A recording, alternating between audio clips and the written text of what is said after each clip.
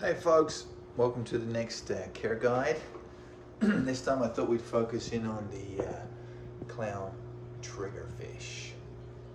So this guy is living in a 200-gallon fish only with live rock. Somebody annoyed the lionfish. Yeah, he's probably about, I'd say 5 inches or so, something like that.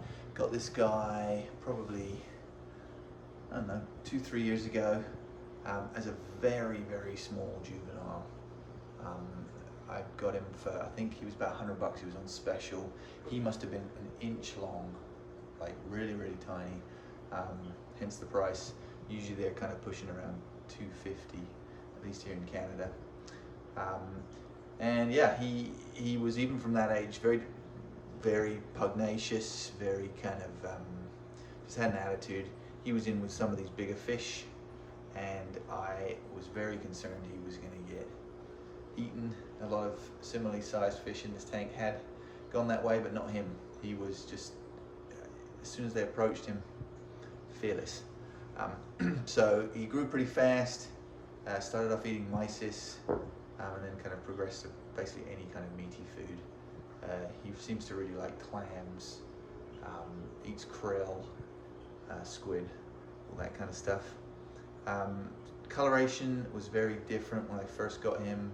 He just had kind of these tiny little white dots, and then he kind of changed into this adult coloration over time. It actually didn't take very long for him to change into the adult coloration, probably only about a year or so. So it was far quicker than, say, an invert angel. When this guy transitioned, it took a long time. But yeah, really easy to keep.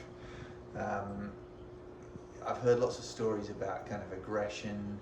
I haven't seen any of that yet. He does, certainly, he polished off the last of the inverts that I had once he got to a certain size. So inverts are a huge no-no with these guys. He ate even urchins, like I had the big black urchin. He put bait to that, any kind of snail, or like there's no invert that can survive those guys. So yeah, definitely don't go with that. But yeah, they're meant to be aggressive. I haven't really seen any of that, to be perfectly honest. I actually find the pink-tail to be more aggressive than him. I've heard that they do kind of change at some point. Sometimes they just suddenly kind of flip out, but I haven't seen that yet.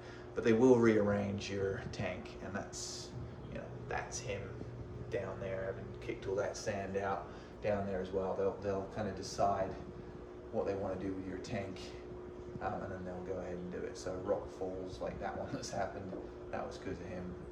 So you can expect a little bit of tank rearranging. Tank mates, other aggressive fish. I've had him in with triggers for some time. He used to be in with a Picasso or a Hama trigger. He's in with a pink-tail right now and a Niger. I've had no issues with these guys. They've always kind of lived happily with each other, but I've heard stories that sometimes they don't, but I've never seen anything other than maybe the pink-tail getting a bit annoyed once in a while.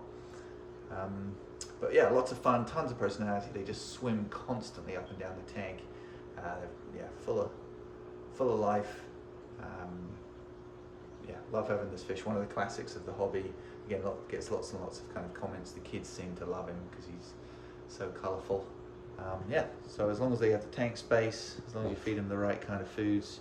Obviously you need lots of filtration because they're very messy eaters, but generally a really great fish. Thoroughly recommended if you've got the right tank set up and the right kind of aggressive or predator fish in with them. So that's it. That's the clown triggerfish.